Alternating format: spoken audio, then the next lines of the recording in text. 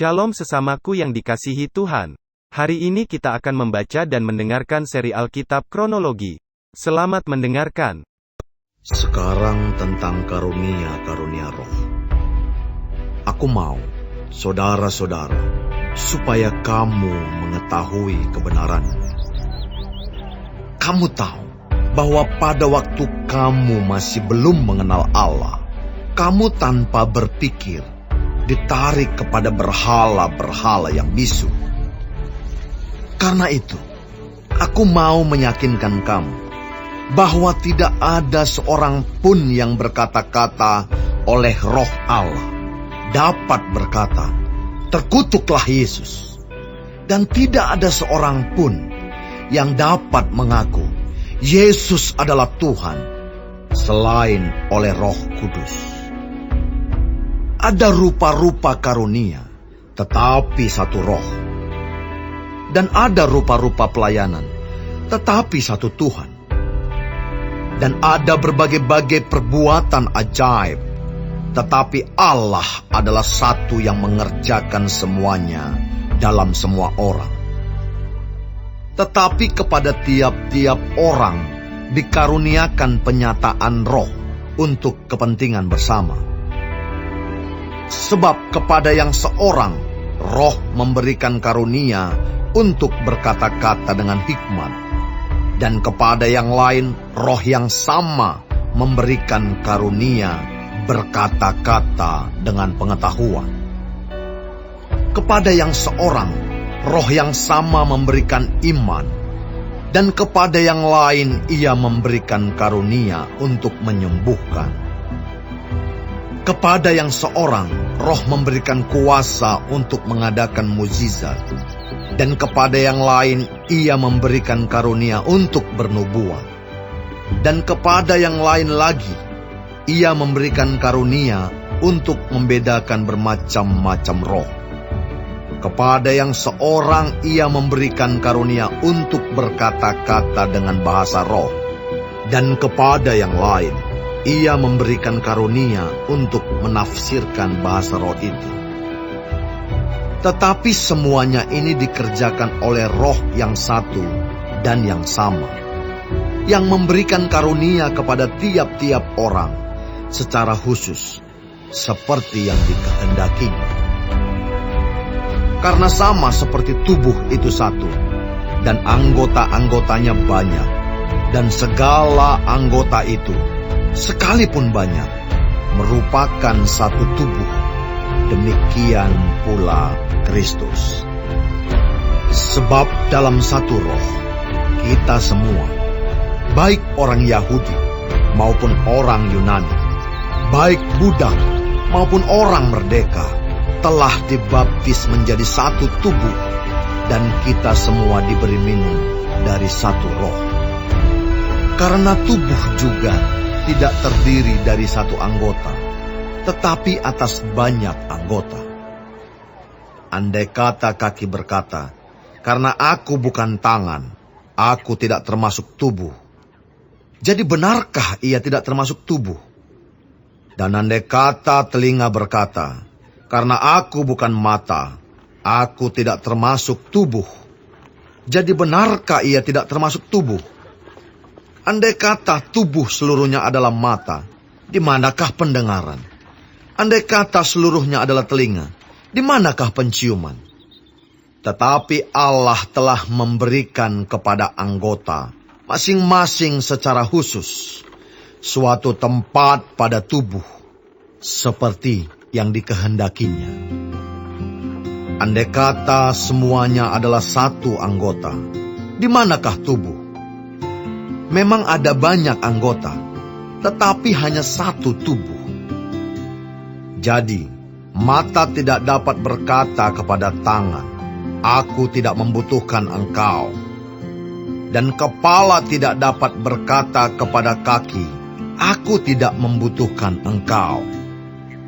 Malahan justru anggota-anggota tubuh yang nampaknya paling lemah, yang paling dibutuhkan. Dan kepada anggota-anggota tubuh yang menurut pemandangan kita kurang terhormat, kita berikan penghormatan khusus. Dan terhadap anggota-anggota kita yang tidak elok, kita berikan perhatian khusus. Hal itu tidak dibutuhkan oleh anggota-anggota kita yang elok. Allah telah menyusun tubuh kita begitu rupa, sehingga kepada anggota-anggota yang tidak mulia diberikan penghormatan khusus, supaya jangan terjadi perpecahan dalam tubuh, tetapi supaya anggota-anggota yang berbeda itu saling memperhatikan. Karena itu jika satu anggota menderita, semua anggota turut menderita. Jika satu anggota dihormati, semua anggota turut bersukacita. Kamu semua adalah tubuh Kristus, dan kamu masing-masing adalah anggotanya. Dan Allah telah menetapkan beberapa orang dalam jemaat. Pertama sebagai rasul, kedua sebagai nabi, ketiga sebagai pengajar. Selanjutnya, mereka yang mendapat karunia untuk mengadakan mujizat, untuk menyembuhkan, untuk melayani, untuk memimpin, dan untuk berkata-kata dalam bahasa roh. Adakah mereka semua rasul, atau nabi, atau pengajar? Adakah mereka semua mendapat karunia untuk mengadakan mujizat, atau untuk menyembuhkan, atau untuk berkata-kata dalam bahasa roh, atau untuk menafsirkan bahasa roh? Jadi, berusahalah untuk memperoleh karunia-karunia yang paling utama. Dan aku menunjukkan kepadamu jalan yang lebih utama lagi.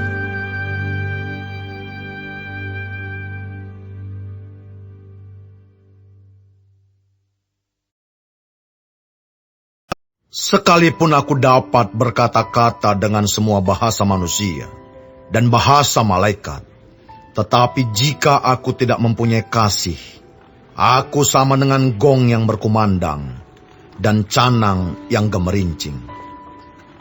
Sekalipun aku mempunyai karunia untuk bernubuat, dan aku mengetahui segala rahasia dan memiliki seluruh pengetahuan, dan sekalipun aku memiliki iman yang sempurna untuk memindahkan gunung, tetapi jika aku tidak mempunyai kasih, aku sama sekali tidak berguna. Dan sekalipun aku membagi-bagikan segala sesuatu yang ada padaku, bahkan menyerahkan tubuhku untuk dibakar, tetapi jika aku tidak mempunyai kasih, sedikit pun tidak ada faedahnya bagiku. Kasih itu sabar, kasih itu murah hati, ia tidak cemburu, ia tidak memegahkan diri dan tidak sombong. Ia tidak melakukan yang tidak sopan dan tidak mencari keuntungan diri sendiri. Ia tidak pemarah dan tidak menyimpan kesalahan orang lain. Ia tidak bersuka cita karena ketidakadilan, tetapi karena kebenaran. Ia menutupi segala sesuatu, percaya segala sesuatu, mengharapkan segala sesuatu, sabar menanggung segala sesuatu. Kasih tidak berkesudahan, nubuat akan berakhir, bahasa roh akan berhenti, pengetahuan akan lenyap. Sebab pengetahuan kita tidak lengkap dan nubuat kita tidak sempurna. Tetapi jika yang sempurna tiba, maka yang tidak sempurna itu akan lenyap. Ketika aku kanak-kanak, aku berkata-kata seperti kanak-kanak. Aku merasa seperti kanak-kanak. Aku berpikir seperti kanak-kanak. Sekarang sesudah aku menjadi dewasa, aku meninggalkan sifat kanak-kanak itu. Karena sekarang kita melihat dalam cermin suatu gambaran yang samar-samar, tetapi nanti kita akan melihat muka dengan muka.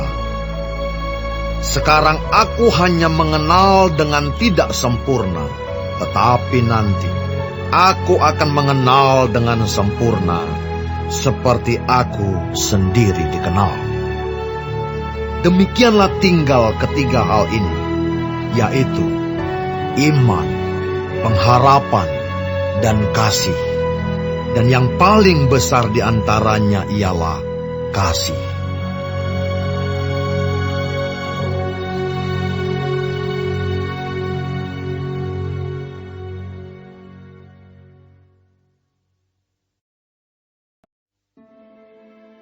Kejarlah kasih itu, dan usahakanlah dirimu memperoleh karunia-karunia roh, terutama karunia untuk bernubuat.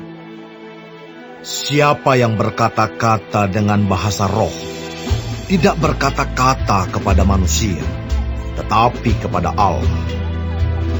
Sebab tidak ada seorang pun yang mengerti bahasanya. Oleh roh ia mengucapkan hal-hal yang rahasia.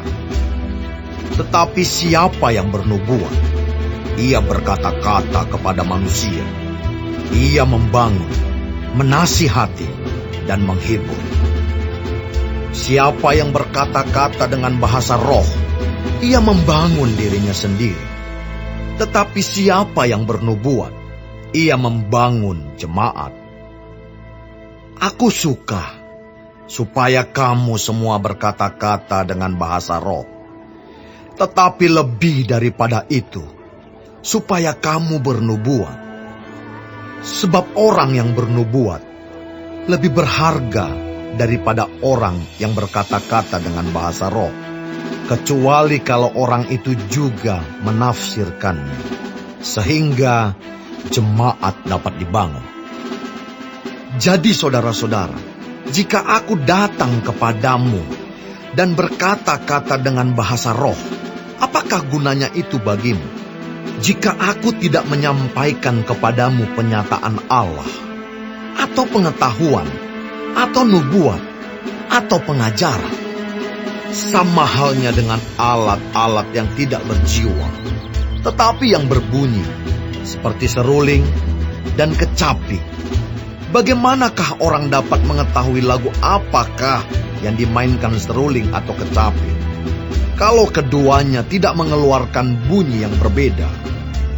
Atau jika nafiri tidak mengeluarkan bunyi yang terang, siapakah yang menyiapkan diri untuk berperang? Demikianlah juga kamu yang berkata-kata dengan bahasa roh. Jika kamu tidak mempergunakan kata-kata yang jelas, bagaimanakah orang dapat mengerti apa yang kamu katakan? Kata-katamu sia-sia saja kamu ucapkan di udara. Ada banyak, entah berapa banyak macam bahasa di dunia. Sekalipun demikian, tidak ada satupun di antaranya yang mempunyai bunyi yang tidak berarti. Tetapi jika aku tidak mengetahui arti bahasa itu, aku menjadi orang asing bagi dia yang mempergunakannya, dan dia orang asing bagiku. Demikian pula dengan kamu. Kamu memang berusaha untuk memperoleh karunia-karunia roh, tetapi lebih daripada itu, hendaklah kamu berusaha mempergunakannya untuk membangun jemaat. Karena itu, siapa yang berkata-kata dengan bahasa roh, ia harus berdoa supaya kepadanya diberikan juga karunia untuk menafsirkannya. Sebab jika aku berdoa dengan bahasa roh, maka rohkulah yang berdoa, tetapi akal budiku tidak turut berdoa. Jadi apakah yang harus kubuat? Aku akan berdoa dengan rohku, tetapi aku akan berdoa juga dengan akal budiku. Aku akan menyanyi dan memuji dengan rohku, tetapi aku akan menyanyi dan memuji juga dengan akal budiku. Sebab jika engkau mengucap syukur dengan rohmu saja, bagaimanakah orang biasa yang hadir sebagai pendengar dapat mengatakan amin atas pengucapan syukurmu? Bukankah ia tidak tahu apa yang engkau katakan? Sebab sekalipun pengucapan syukurmu itu sangat baik, tetapi orang lain tidak dibangun olehnya. Aku mengucap syukur kepada Allah bahwa aku berkata-kata dengan bahasa roh lebih daripada kamu semua. Tetapi dalam pertemuan jemaat, aku lebih suka mengucapkan 5 kata yang dapat dimengerti untuk mengajar orang lain juga, daripada beribu-ribu kata dengan bahasa roh. Saudara-saudara, janganlah sama seperti anak-anak dalam pemikiranmu. Jadilah anak-anak dalam kejahatan, tetapi orang dewasa dalam pemikiranmu. Dalam hukum Taurat ada tertulis, oleh orang-orang yang mempunyai bahasa lain dan oleh mulut orang-orang asing, aku akan berbicara kepada bangsa ini. Namun demikian mereka tidak akan mendengarkan aku, firman Tuhan. Karena itu, karunia bahasa roh adalah tanda, bukan untuk orang yang beriman, tetapi untuk orang yang tidak beriman. Sedangkan karunia untuk bernubuat adalah tanda, bukan untuk orang yang tidak beriman, tetapi untuk orang yang beriman. Jadi, kalau seluruh jemaat berkumpul bersama-sama, dan tiap-tiap orang berkata-kata dengan bahasa roh, lalu masuklah orang-orang luar atau orang-orang yang tidak beriman, tidakkah akan mereka katakan bahwa kamu gila? Tetapi kalau semua bernubuat, lalu masuk orang yang tidak beriman atau orang baru, ia akan diyakinkan oleh semua dan diselidiki oleh semua. Segala rahasia yang terkandung di dalam hatinya akan menjadi nyata, sehingga ia akan sujud menyembah Allah dan mengaku, sungguh Allah ada di tengah-tengah kamu. Jadi bagaimana sekarang, saudara-saudara? Bila mana kamu berkumpul, hendaklah tiap-tiap orang mempersembahkan sesuatu. Yang seorang mazmur, yang lain pengajaran, atau penyataan Allah, atau karunia bahasa roh, atau karunia untuk menafsirkan bahasa roh. Tetapi semuanya itu harus dipergunakan untuk membangun. Jika ada yang berkata-kata dengan bahasa roh, biarlah 2 atau sebanyak-banyaknya 3 orang, seorang demi seorang, dan harus ada seorang lain untuk menafsirkannya. Jika tidak ada orang yang dapat menafsirkannya, hendaklah mereka berdiam diri dalam pertemuan jemaat, dan hanya boleh berkata-kata kepada dirinya sendiri dan kepada Allah. Tentang nabi-nabi, baiklah 2 atau 3 orang diantaranya berkata-kata, dan yang lain menanggapi apa yang mereka katakan. Tetapi jika seorang lain yang duduk di situ mendapat penyataan, maka yang pertama itu harus berdiam diri. Sebab kamu semua boleh bernubuat seorang demi seorang, sehingga kamu semua dapat belajar dan beroleh kekuatan. Karunia nabi takluk kepada nabi-nabi. Sebab Allah tidak menghendaki kekacauan, tetapi damai sejahtera. Sama seperti dalam semua jemaat orang-orang kudus, perempuan-perempuan harus berdiam diri dalam pertemuan-pertemuan jemaat. Sebab mereka tidak diperbolehkan untuk berbicara. Mereka harus menundukkan diri, seperti yang dikatakan juga oleh hukum Taurat. Jika mereka ingin mengetahui sesuatu, baiklah mereka menanyakannya kepada suaminya di rumah, sebab tidak sopan bagi perempuan untuk berbicara dalam pertemuan jemaat. Atau adakah firman Allah mulai dari kamu? Atau hanya kepada kamu sajakah firman itu telah datang?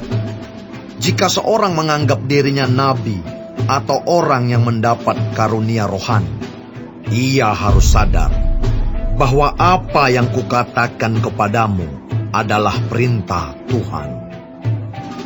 Tetapi jika ia tidak mengindahkannya, janganlah kamu mengindahkan dia. Karena itu, saudara-saudaraku, usahakanlah dirimu untuk memperoleh karunia untuk bernubuat, dan janganlah melarang orang yang berkata-kata dengan bahasa roh.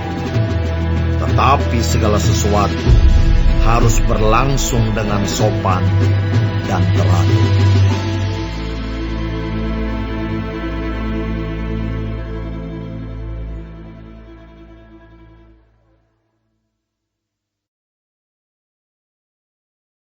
Hari ini kita telah mendengarkan seri Alkitab Kronologi. Tuhan Yesus memberkati.